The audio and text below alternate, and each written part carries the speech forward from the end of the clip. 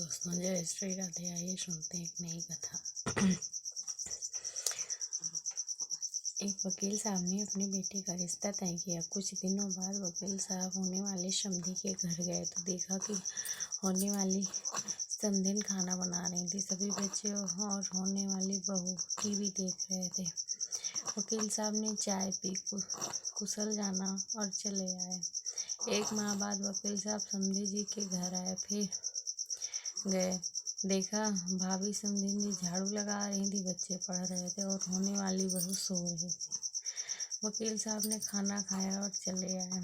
कुछ दिन बाद वकील साहब किसी काम के लिए फिर होने वाले समधी के घर गए। घर में जाकर देखा कि होने वाली समधी बर्तन साफ कर रही थी, बच्चे टीवी देख रहे थे।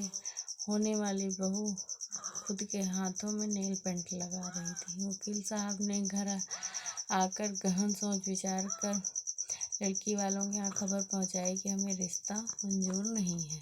कारण पूछने पर वकील साहब ने कहा, मैंने होने वाली समधिन के घर 3 बार गया। तीनों बार सिर्फ समधिन जी ही घर का काम काज करती हैं, काम काज में व्यस्त रहती हैं। देखिए, एक भी बार मुझे होने वाली बहू का घर का काम काज करते हुए नहीं दिखी।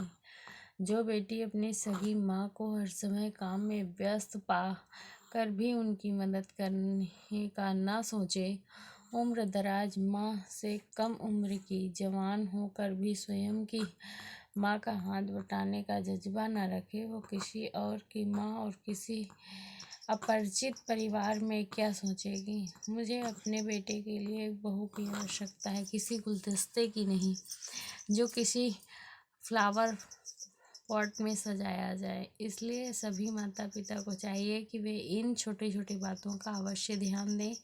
बेटी कितनी भी प्यारी क्यों न हो, उससे घर का काम काज अवश्य कराना चाहिए। समय समय पर डांटना भी चाहिए, जिससे ससुराल में ज़्यादा काम पड़ने पर या डांट पड़ने पर उसके द्वारा गलत करने की कोशिश ना की जाए। हमारे घर बेटी पैदा होती है, हमारी जिम्मेदारी बेटी से बहू बनाने की है। अगर हमने अपनी जिम्मेदारी ठीक से नहीं निभाई, बेटी में बहू के संस्कार नहीं डाले, तो उसकी सज़ा बेटी को मिलती है और माँ बाप को भी। जिंदगी भर गालियाँ। हर किसी को सुंदर सुशील बहू चाहिए, लेकिन भाइयों को जब हम अपनी बेटियों में एक अच्छी बहू के संस्कार डालेंगे, तभी तो हमें संस्कारी बहू मिलेगी। ये कड़वा सच है, शायद कुछ लोग बर्दाश्त न कर पाएँ, लेकिन पढ़ें और समझें। बस इतनी सी प्रार्थना है, सुने और समझिए। धन्यवाद।